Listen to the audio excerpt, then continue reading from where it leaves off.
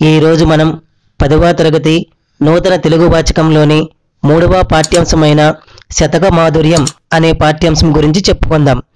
గత తరగతిలో కొన్ని పద్యాలు, ప్రతిపార్థాలు, తాత్పర్యాలు చెప్పుకున్నాం కదా.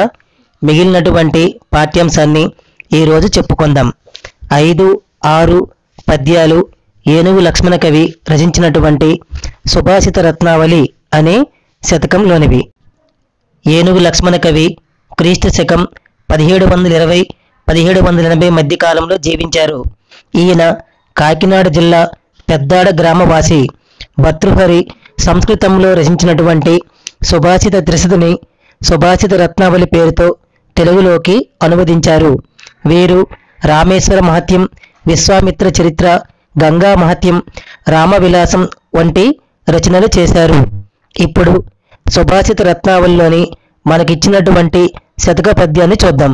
నీతి ప్రౌఢ విహారులైన నిపుణుల్ నిందింపని మెచ్చని ఖ్యాతిం చెందిన సంపదల్ నిలువని గాఢంబుగా సాగని ఘాతం వప్పుడ పొందని నీతమై గాని యుగాంతంబునన్ నీతి శ్లాఘ్య పదంబు తప్పరు గదా నిత్యంబు ధీరోత్తముల్. నీతి ప్రౌఢ విహారులైన నిపుణుల్. నీతి ప్రౌఢ విహారులైన, నీతి ప్రౌఢ విహారులు ప్లస్ అయినా, నీతివేత్తలైన, నిపుణుల్ నేర్పరలు, నిందింపని మెచ్చని, నిందింపని నిందించినను, మెచ్చని పొగిడినను, ఖ్యాతిం చెందిన సంపదల్ నిలువని గాఢంబుగా సాగని. ఖ్యాతిన్ చెందిన, ఖ్యాతిన్ ప్లస్ చెందిన కీర్తిగాంచిన, సంపదల్ సంపదలు, నిలువని నిలిచినను, గాఢంబుగా సాగని పోయినను, ఘాతంబప్పుడు పొందని. ఘాతంబు అనగా దెబ్బ లేదా మరణము, అప్పుడ పొందని అప్పుడే కలిగినను, నియతమై గాని, నియతము ప్లస్ అయి గాని నియమము కలవారై, యుగాంతమునన్ కల్పాంతమునకు కలిగినను, ధీరోత్తముల్ ధీర ప్లస్ ఉత్తముల్ ధీర గుణము కలవారు, నిత్యంబు ఎల్లప్పుడూ నీతి శ్లాఘ్య పదంబునన్. నీతి శ్లాఘ్య పదంబునన్ అనగా న్యాయ మార్గాన్ని తప్పరు గదా, తప్పలేరని భావము. ఒకసారి పద్య భావాన్ని చూద్దాం. నీతివేత్తలు పొగిడనను, నిందించినను, సంపదలు నిలిచినను, పోయినను, మరణము అప్పుడే కలిగినను, కల్పాంతమునకు కలిగినను, ధీరగుణము కలవారు, న్యాయ మార్గమును ఎన్నడను దాటిపోరు గదా అని భావం. తర్వాత ఇచ్చినటువంటి 6వ పద్యం కూడా ఏనుగు లక్ష్మణ కవి రచించినటువంటి సుభాషిత రత్నావళిలోనిది. ఆ పద్యాన్ని చూద్దాం. తెలివియుకింతలేనియడ దృప్తుడునై కరిభంగి సర్వమున్ తెలిసి తినంచు గర్వితమతిన్ విహరించి తుల్లి ఇప్పుడు ఉజ్వలమతులైన పండితుల సన్నిధి నించుక బోధశాలినై తెలియని వాడనై మిలగితిం గతమయ్యే నితాంత గర్వమున్. తెలివి యొకంత లేని ఎడ దృప్తుడునై కరిభంగి సర్వమున్ తెలిసితి నంచు గర్వమతిన్ విహరించితిన్.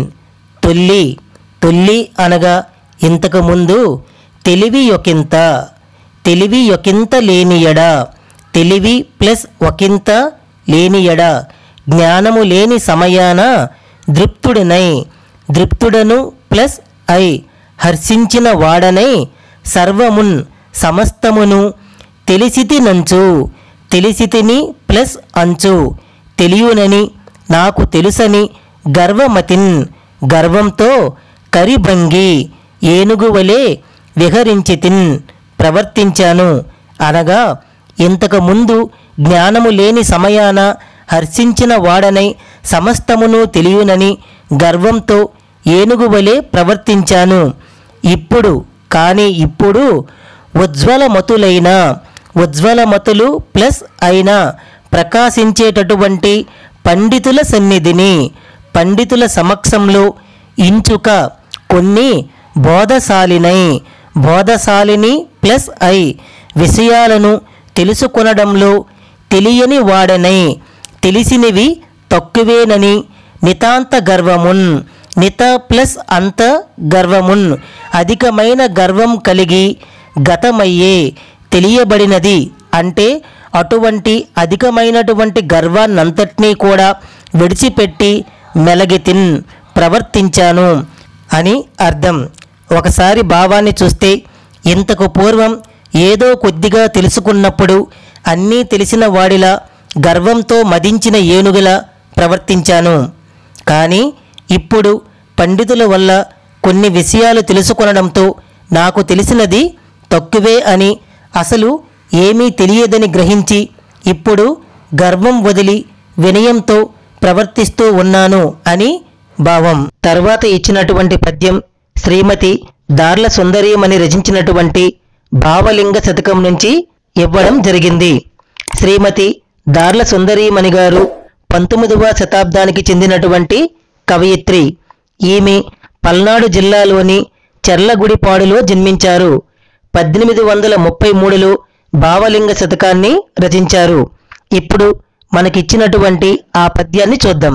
భావమెట్టులుండే పలుకట్టిదయ్యుండు పలుకులెట్టివైన పనులునట్లు పనులననుసరించి ఫలములు చేకూరు పాప భయ విభంగ భావలింగ. పాప భయ విభంగ భావలింగ. పాప భయ విభంగ పాపాలను భయాన్ని తొలగించేవాడా భావలింగ. ఓ భావలింగ భావమెట్టులుండే పలుకట్టిదయ్యుండు. భావమెట్టులుండే భావము ప్లస్ ఎట్టులు ప్లస్ ఉండే మనసులో ఆలోచనలు ఎట్లా ఉంటే పలుకట్టిదయ్యుండు. పలుకు ప్లస్ అట్టిది ప్లస్ అయి ఉండు. మాట్లాడే మాటలు కూడా అలానే ఉంటాయి. పలుకులెట్టివైనా పలుకులు ప్లస్ ఎట్టివి ప్లస్ అయినా పనులునట్లు పనులను ప్లస్ అట్లు పనులు అలాగే ఉంటాయి. పనులను ప్లస్ అనుసరించి పనులను బట్టి ఫలములు చేకూరు అనగా ఫలితము కలుగుతుంది అని అర్థం. ఒకసారి భావాన్ని చూస్తే పాపాలను భయాన్ని తొలగించేవాడా ఓ భావలింగ మనసులో ఆలోచనలను బట్టి మాట్లాడే మాటలు ఉంటాయి. మాటలు ఎలా ఉంటాయో చేసే పనులు అలాగే ఉంటాయి. పనులను బట్టి ఫలితం అలానే ఉంటుంది అని భావం. తరువాత ఇచ్చినటువంటి శతక పద్యం కుప్పుస్వామి శతకంలోనిది. కుప్పుస్వామి శతకాన్ని రచించినటువంటి కవి త్రిపురనేని రామస్వామ చౌదరి. క్రీస్తు శకం 1887 1943 కాలంలో జీవించినటువంటి కవి. ఈయన కృష్ణా జిల్లా అంగలూరులో ఒక రైతు కుటుంబంలో జన్మించారు. ఈయన రచనలు కుప్పుస్వామి శతకం, సోత పురాణం, కూని, రాణా ప్రతాప్ వంటి రచనలు చేశారు. మాతృభాషయందు మాతృదేశమునందు మమతలేనివాడు మనుజుడగునే తగని మమతయుండు మృగపక్షి జాతికి కూడ తెలియలేవే కుప్పుస్వామి.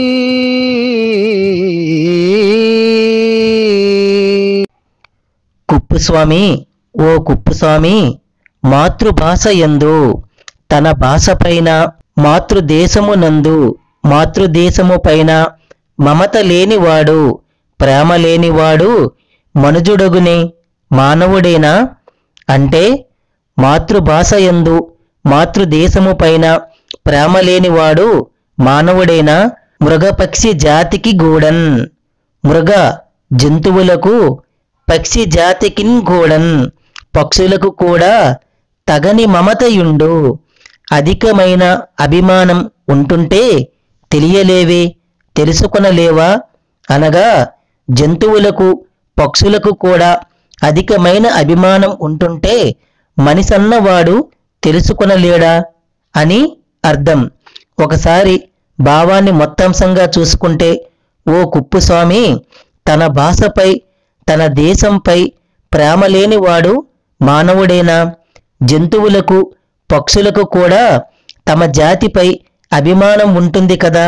అలాంటిది మనిషి తన భాషపైన దేశముపైన ఖచ్చితంగా మమకారం కలిగి ఉండాలి అని భావం.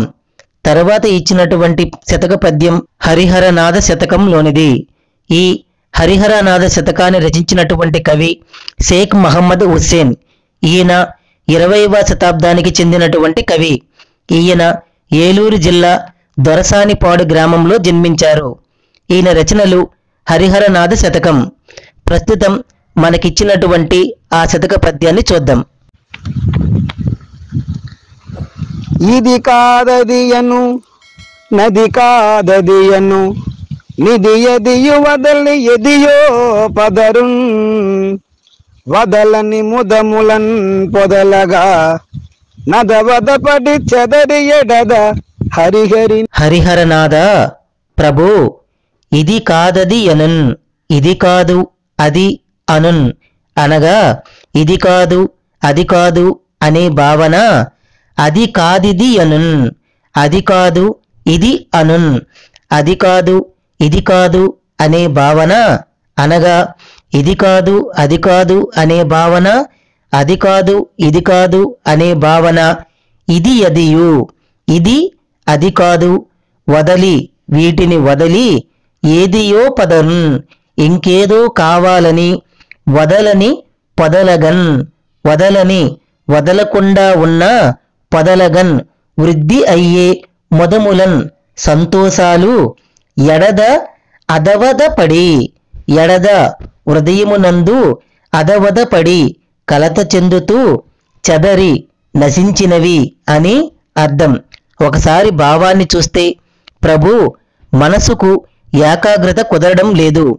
ఇది కాదు అది కావాలి అనిపిస్తుంది, కానీ అంతలోనే అది వద్దు ఇది కావాలి అనిపిస్తుంది. మరలా ఇది అది కాదు ఇంకేదో కావాలనిపిస్తుంది. ఎన్నో అనుమానాలతో ఏదీ నిర్ణయించుకోలేక మనసు కలతపడుతుంది. నాకు ఉన్నదానితో తృప్తిపడే వివేకం కలిగించు అని తాత్పర్యం. తర్వాత ఇచ్చినటువంటి శతక పద్యం వెంకటాద్రీశ్వర శతకంలోనిది. ఈ వెంకటాధీశ్వర శతకాన్ని రచించినటువంటి కవి గాడేపల్లి సీతారామమూర్తి. ఈయన 20వ శతాబ్దానికి చెందినటువంటి కవి. ఈయన క్రీస్తు శకం 1935 2018 మధ్య కాలంలో జీవించారు. గాడేపల్లి సీతారామమూర్తి బాపట్ల జిల్లా అద్దంకి నివాసి. ఈయన వెంకటాధీశ్వర శతకం, అశ్వత్థామ, సుందరోత్పల రామాయణం వంటి రచనలు చేశారు. ప్రస్తుతం మనకిచ్చినటువంటి వెంకటాధీశ్వర శతకంలోని పద్యాన్ని చూద్దాం.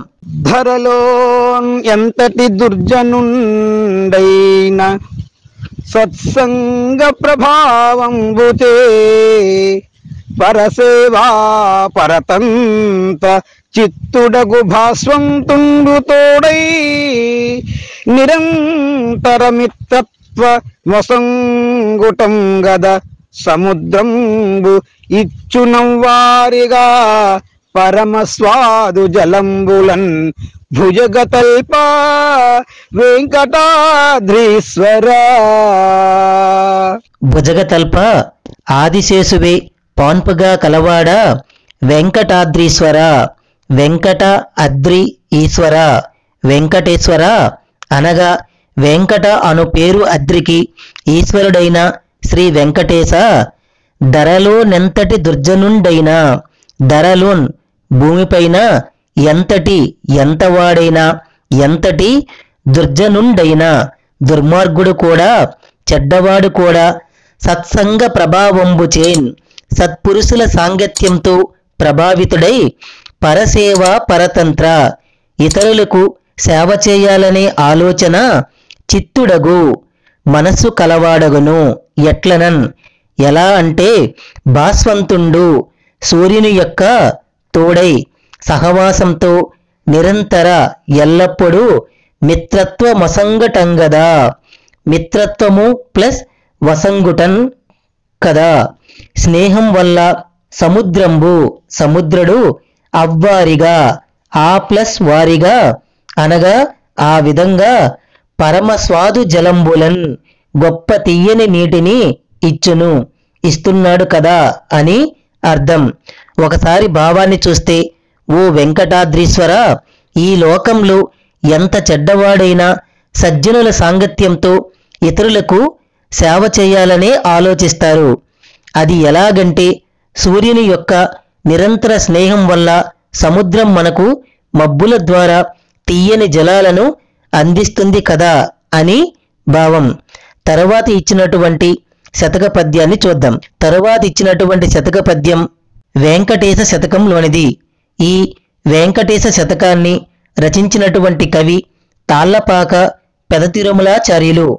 ఈయన క్రీస్తు శకం 1460 1548 మధ్య కాలానికి చెందినటువంటి కవి.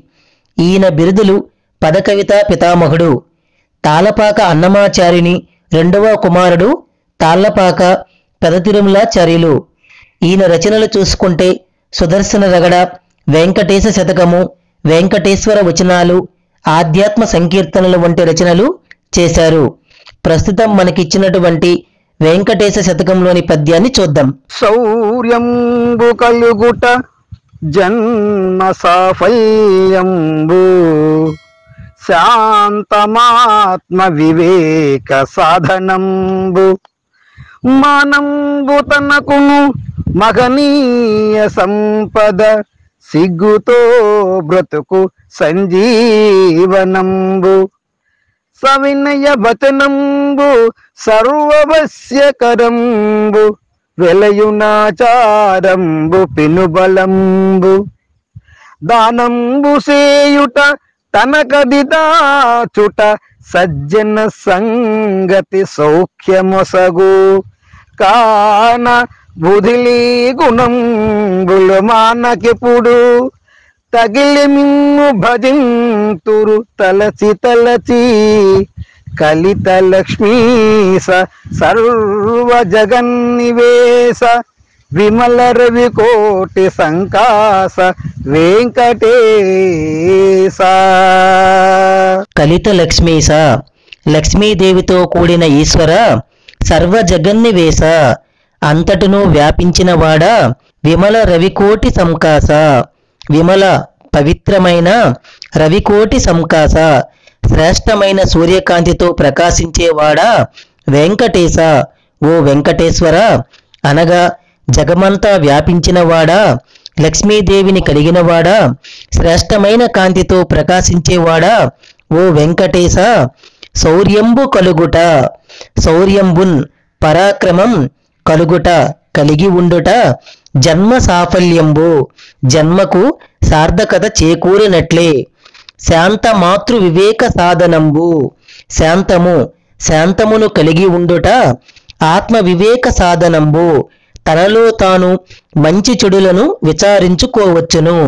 అనగా పరాక్రమం కలిగి ఉండుట జన్మకు సార్థకత చేకూరినట్లే, శాంతమును కలిగి ఉండుట తనలో తాను మంచి చెడులను విచారించుకోవచ్చును.